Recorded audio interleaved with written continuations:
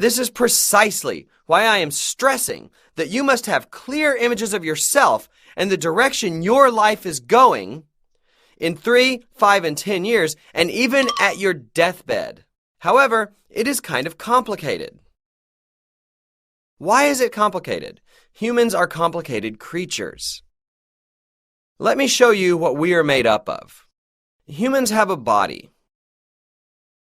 We can call it flesh. Next, we have something called a spirit in us. And there is also a soul. Lastly, we are surrounded by an environment. To sum it up, humans are composed of these 4 elements, and the requirements for each of these 4 elements are all different. True success must have satisfied the requirements for all 4 of those elements in a balanced way. The bottom line is that only when all 4 of these conditions are equally satisfied can you have a truly successful life. Interestingly, all 4 of these elements are not mutually exclusive, but actually overlapping and intertwined. First of all, flesh to live well. Spirit to love. Soul to learn. And environment to contribute. You want all 4 of these elements to be harmonized, because only when they are harmonized will you be able to exercise your passion. When they are separate, you will become cynical. For example, you might think, so what if we live well? To those who say, well, so what if we live well? They don't have love in their hearts anymore. The real reason you want to live well is for the people you love and care about. Your poverty makes your children crestfallen and despairing. Your parents desperately hope they will be able to take their last breaths seeing you live well. All parents want to see their children live well. Guys here, listen up. Your poverty is dragging down your wife too. Another reason why we need to live wealthy is because of our children. See, if you can say, hey kids, you don't have to worry about making money. When it comes to money, I will make more than enough for all of us for the rest of our lives. Dedicate your life to something you really want to do, even if it doesn't make you a dime. Wouldn't it be nice if you could become a parent who could say something like this? Wouldn't your children welcome something like this? They would definitely welcome it. If you leave them alone, they will do well making good money. How come? Because they will be doing something unusual or unconventional and won't have fierce competition, so they'll be able to do it leisurely. What jobs have fierce competition? All the traditional occupations that we all fight so hard for. Parents are fighting to death just for $3,000 to $7,000 a month jobs. Your miserable children are working jobs with no guaranteed retirement. This is why you really need to change your old way of thinking and start living like humans. With this soul to learn, you realize that you need to improve your lives and become aware of the needy around you. I shed tears often while watching TV. My boys often catch me crying when watching TV together. Not too long ago, I happened to catch a program on TV showing Sudanese children in Africa, starving, without much water to drink. I felt a sense of frustration for not being able to lend a helping hand at that moment. Even as we speak, those children are dying every hour, and in my heart, I have a dire wish for those children to remain alive until the day I can finally run to them. How I wish I could lend my helping hand to those poor children. You might not have realized, but there are so many people who are in need. To sum it up, your desire to contribute will drive you to succeed with this company. After all, what matters most is what you have in your minds and what attitude you have for your lives. You ought to have all 4 of these elements in the design of your new life. This is easier said than done. It's not that simple, as our lives are not that simple. Plus, you shouldn't take on life that simply. There are people who live their lives in a simplistic way. There are those who complain our compensation system is too complicated. They couldn't care less about a balanced life and only want to hear about how they can get rich quick. There are people like that. In fact, I see 3 of them over there. Let me tell you what these folks who have an aversion to complicated things have in common. They are all paupers. Money grows where things are complex. The money in simple places is all taken by others, so there's none left for you. Therefore, you must learn how to think in some advanced ways. We are endowed with this tremendous gift of thinking. Do you have any idea how Atomy was built? What was it built from? It was simply built by a thought.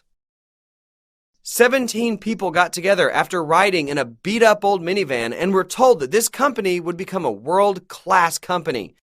They were told that they would be making $50,000 a month as a royal master. And further up, there would be crown masters who would receive a Mercedes. I told them I would give them $300,000 in cash. There is a mastership called Imperial Master who will receive $1 million in cash. 17 attendees and the president came in a beat-up old minivan. He couldn't afford $10,000 to rent an office, which took him 3 months to open and had only 2 employees. There were a president and a vice president, and he called himself president even with just 2 employees. How come? I knew from the get-go that I was presidential material. I was the president and CEO from the very start. Still clear in my mind, I had this vision of creating a world-class distributing company. And I followed the principle with good heart. There would be no reason I couldn't become big and successful. I had the gut, and indeed I succeeded. Again, I'm telling you to direct a cinema in your head of the life you want to live. You will be given a form or a template. A template called so-and-so's life scenario will be given to you. And you will be writing it tonight. After filling it out, please turn it in tomorrow. Those who wrote one last month should write a new one. Why? Your cinemas change for the better, bit by bit. Things change, so you must write a new one every month. The template looks like this. There's a big circle like this.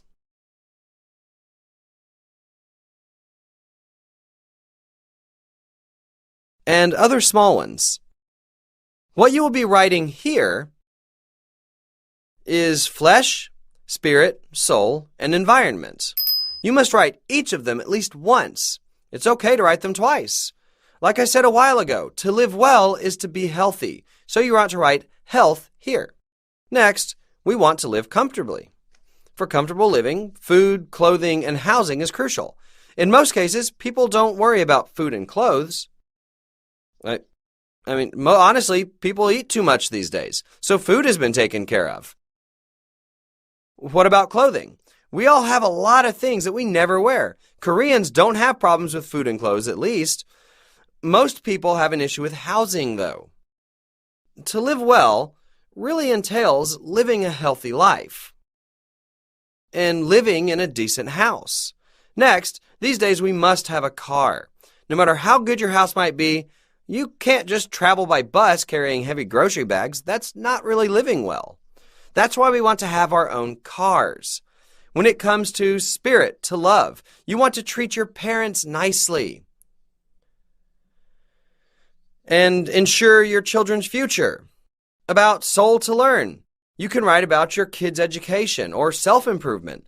You should pursue your academic dreams if you have any. Lastly, for environment to contribute, you can write about charity or volunteer work. To live well should provide you with ample cash, too. Cash. After paying off all your debt, You want to have some cash in the bank at your disposal. Cash you don't have to worry about your husband finding. And you can freely give your parents $100,000 to $200,000. Wouldn't that be so cool? If that amount was $500,000 to $1 million, you would be in a great mood, wouldn't you? Right. It'll be neat to have some cash readily available. What else should be addressed? Right. Travels and hobbies also belong in to live well. To contribute, you want to do charity work and donations. To learn, you want to educate yourself and take care of your children. To love, you want to take care of your parents, cars, housing, and health. Write down these sorts of things here. Of course, everyone has a different scenario. For instance, someone who is happy with their housing situation doesn't need to write anything about the house. There are markings here like on a ruler. You can rate yourself from 1 to 10 points. For example, give yourself some points on your health. Let's say you were born healthy, so you're not too concerned. Give yourself a 5. However, there are areas that you want to improve. That's what the remaining 5 represents.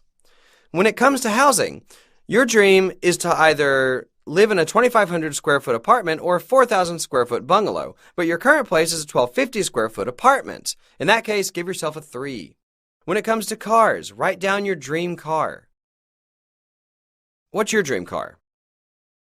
A Mercedes. What's your current one? Excuse me? A BMW 325. If so, you should be pretty satisfied with your current vehicle. A 325 is quite a decent automobile, isn't it? Caring for your folks? I don't think you've done much. You must have been busy buying your car. Your children's education. So far, they've been good. You could hardly do charity work, and cash is 0. You traveled and worked on hobbies here and there. Finally, link all these dots into one circle, and this is the wheel of your life. A small indented wheel is evidence that your life is not rolling well. On the other hand, if you can give yourself 10 points for each element, the connected dots will represent a large and round wheel. When your wheel is small and crooked like this, you're going to stretch it out to make it balanced. Okay then, if you want to get 10 points in each field, what should you do about your health, your housing, your dream car, parents, children's education, charity work, donation, cash, travel, and leisure? You will be filling out those squares very specifically. For instance, you can't just write a nice house as your dream house or a big house. Let's say you went to a realtor and asked them to find you a nice or big house. They wouldn't take you very seriously.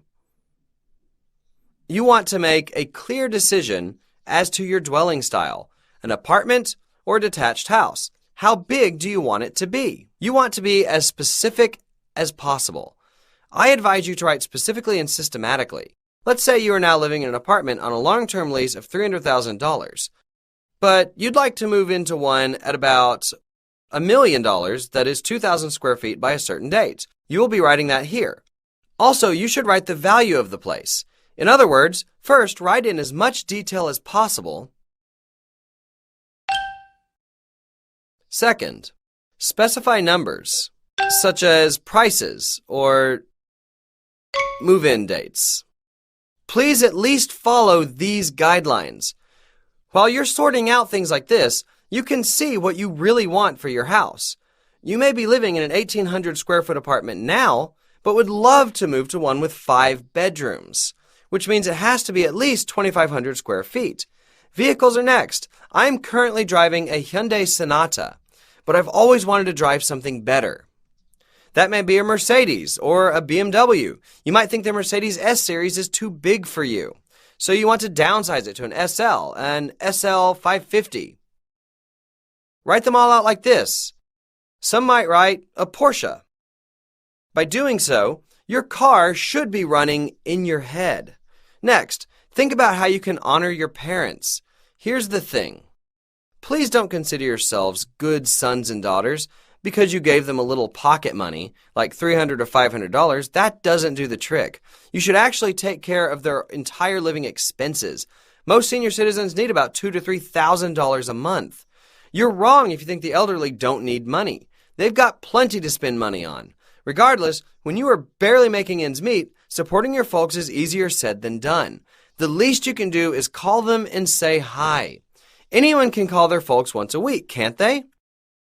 They don't really expect a lot from us. We should be doing what we can now to our fullest and take steps towards our ultimate goals. The same goes for charity work and donations. Those who say later, when I'm rich, don't usually keep their word. When becoming rich, they are busy shopping and are not interested in charity anymore. When people finally get rich, they forget about all those in need. People who are unable to help out those that are worse off than they are will never ever be able to give and share their wealth, even when they do become well-to-do. This is why you need to start thinking from early on how you can help out. In addition, you can become a truly rich person only when you can donate. Why? It means you are content and your life is fulfilled. On the other hand, while raking in money, someone who pinches pennies and doesn't donate is a pauper. Donation is a reflection of you becoming a truly well-to-do person. Again, you should be sorting and writing out your thoughts for how you want to live your life in your head as if directing a movie. While writing this, you should be adding up all these figures. This costs how much, this costs how much, this donation is how much, and so on. Your estimate will go up quite high. Would $3,000 a month do?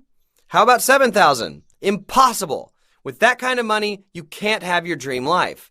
This is why the thought of you making $3,000 or $7,000 a month cannot energize you. Some folks even profess their love for ordinary people's lives. To hell with ordinary people's lives. I lived an ordinary person's life for 3 years and it sucked. After going bankrupt, I lived in a monthly rent home for $500 for 3 years. I felt in my bones how challenging it was to live an average life. Disavow yourselves from being an ordinary person. No one was born to suffer in poverty. No one has to wear a badge saying, I'm poor. If you make up your mind that you will be rich and that you will be a leader in society, it will happen. How so? All the rich people out there became so because they dreamed about it. They weren't voted for in some election to become rich. If you tell the world that you will make it big, no one will protest against you. Even when I declared that I would be very rich, nobody went on demonstration. Sure, I was called nuts a few times. But no one actively plotted against me. That didn't happen. People left me alone thinking I would just stop soon. The same is true for you folks too. No one's going to try to stop you. So why not make the declaration that you will become rich? Proclaim that you will be making $30,000 to $70,000 every month. Say to your friends, it's your call whether you join me or not. Just don't complain to me later that I didn't invite you. Make a grand declaration from the top of your lungs. You make such a determination, then a declaration, and things will come true. I know there are still some people who stubbornly insist that it's impossible. Let me be honest with you here. When I was poor, and I had this thought of becoming rich, I didn't really have 100% confidence in my heart that I could really make it. I was gravely ill, which prevented me from doing any work at all. Honestly, I thought I had a 1% chance to succeed and a 99% chance to fail. Nevertheless, we must march on. Looking at that 1%, imagine that you are captured in a cave where all you can see is black rocks. You might be able to see the tiny entrance from far away. The puny size of the entrance might be less than 1% compared to the area of the cave. Nevertheless, we can't just give up and say no to ourselves. We must move on, aiming at that tiny remote light far out there. We ought to walk toward that light one step at a time. That's exactly how I felt.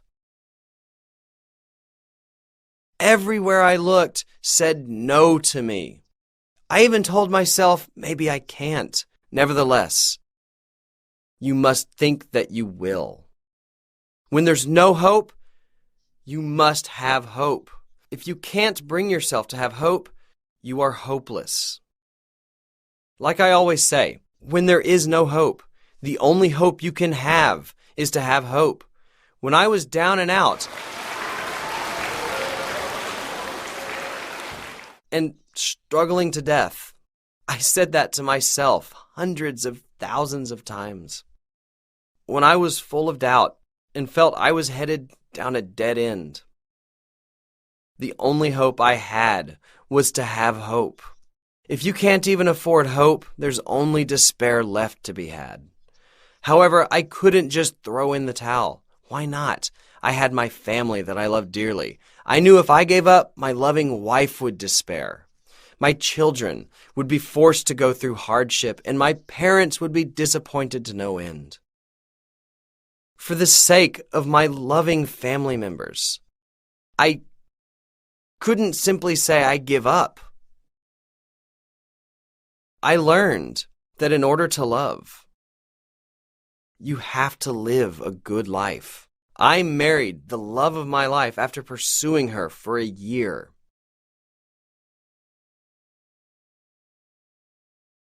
We had lived pretty decently until my business went under. The tough period went on 1 year, 2 years, then 3 years. We lived on the money my wife brought home. Of the $1,500 a month, we used $500 for rent and took care of our 2 boys. We had to count every penny we spent and hesitated every moment while shopping. We struggled in that trying period for about 3 years. And this all led to more frequent quarreling.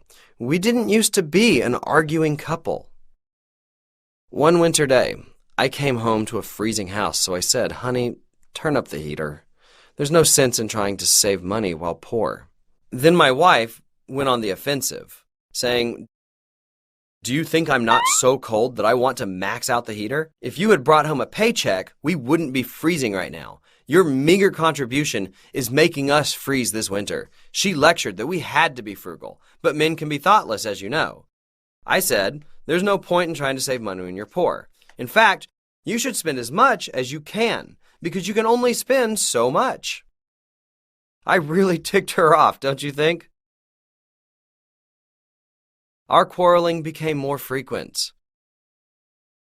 And one day, she finally said to me, "Dear, I want us to divorce after the kids graduate from high school."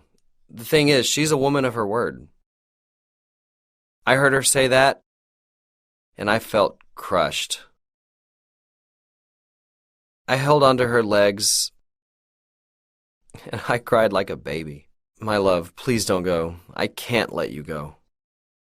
I told her she could leave me when I'd be able to buy her a house. I pointed out she didn't have any retirement saved. Far from it, she barely had a few $100s in the bank. "Let me take care of your older years.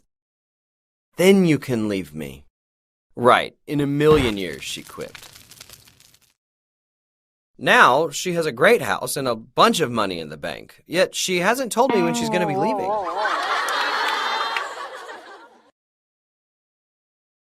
Financial insecurity tests our love. Because you want to be able to love and care for your loved ones wholeheartedly, you must think about a better life all the more. For you to be able to have such a great love, you must be determined to be better off. Start making detailed action plans and work to make them happen. Seriously, if I had given up in those days, what would have happened to my wife? There's a chance she'd have been just fine. The higher likelihood is that she would be having a really miserable life right now. She would be spending her remaining years poor and sick and having nothing to look forward to. That's something I could never, ever allow to happen to her. Even if the chance had been 1% for that, I would have risked everything I had to prevent it. Lo and behold, as I was hanging on to that single thread of hope and making steady steps toward the light at the end of the tunnel, the light at the end of the cave slowly began to grow. When I finally got out of the cave, the whole world was open and bright for me. Even if you feel trapped in your heart, full of darkness and despair, and even if it's been that way for a while, you are now here at Success Academy. If you felt there is some kind of light, that there might be light waiting for you out there, that you dared to have hope in your life and saw a glimpse of possibility of making your dreams come true, you have to hang on tight to that tiny light as if your life depended on it. Then, at the end, you will see your dreams come true. The truth is that things don't happen with a 100% guarantee. Even if the odds are 100 to 1 against you, you should hang on to that 1% and change it to 2%, 5%, 10%, 50%, and finally 100. All successful people have accomplished it that way. After finally succeeding, you can proudly announce to the world that you have achieved your goal despite all obstacles. Every winner has a miserable past. The more miserable their past was, the brighter their success will shine. The reason you're going through such a miserable time right now is for later, when you finally succeed. Then you can say to the world that even though you were thrown into the most trying adversity out there, you picked yourself up and you made it through. Your challenges and hardship are all for the glorious speech you will be making as a winner. That's how I embraced my hardship. Even when I was driving that beat-up old minivan of mine, I thought to myself that the minivan days were numbered. And I would be talking about this ordeal fondly. Looking back on that minivan I drove in stride, I owned my situation and proclaimed that I would be giving out a Mercedes. In a way, it was a total pipe dream. Those who believed in that pipe dream and followed me were also pipe dream believers. How can you possibly take someone who was driving a minivan seriously? The driver of such a minivan saying that he'll be giving out a Mercedes and a cash prize of $50,000, $300,000, or $1 million? Nonsense. Look, that pipe dream is now coming true. The same can happen in your individual lives. You can say, I failed in everything I tried. I'm not good at anything. I was a loser all my life. How can someone like me make $30,000 or $70,000 a month? That's ridiculous. Those ridiculous fantasies do come true all the time, and you can take my word for it. You must make your dreams come true. What for? Because your success benefits your loved ones. You must make it come true. Believe me, there are so many things you can improve on to achieve the balanced life you've always wanted to live. Again, to make necessary changes for that kind of life, first and foremost, have that picture in your head. You must start thinking of that life in your head. Paint a picture of yourself living in a dream house, driving a dream car, taking care of all the needs of your children, being able to support your folks all you want, doing charity work, donating to people in need, and traveling to dream destinations. Paint a new you, living the life of your dreams in your picture. Write a script for that film. Write such a scenario for your dream lives, and roll the camera for that film. What's great about this cinema is that you can change the story, setting, and plot. How so? You are the scenario writer, director, and lead actor. Depending on the movie you'll be writing about, your life will be remade in that mold. Believe it or not, it won't take that long a time. You can estimate 3 to 5 years. As long as you have the iron will to succeed, you can start from scratch, from the ground up. Among those who made it through this, none had a head start. and there's not a single doubt that all of you can do it. Let me quickly show you some examples of what your seniors wrote. This is how they filled this out. They made self-assessments and future plans in detail about health, travel, cash, children, charity work, supporting parents, and so on. Again, you should be writing this in as much detail as possible. Write down specific figures so that you have a practical idea about how to plan your dream life. After the scenario, you want to write another template as to how you're going to work on it. This is it. In this form, you can write down when you will become a sales master, and so on. This is how you want to fill out your template. Additionally, I'd like to see you come up with an implementation plan that details your individual action plans and goals. For instance, I will make sure I bring at least 1 or 2 new people to the weekly one-day seminar that takes place every Thursday in my local area. I will make that happen no matter what. You need to set your action plans like this and follow them through. Tonight, you will be building your dream life in your head and writing down your action plans with all your heart.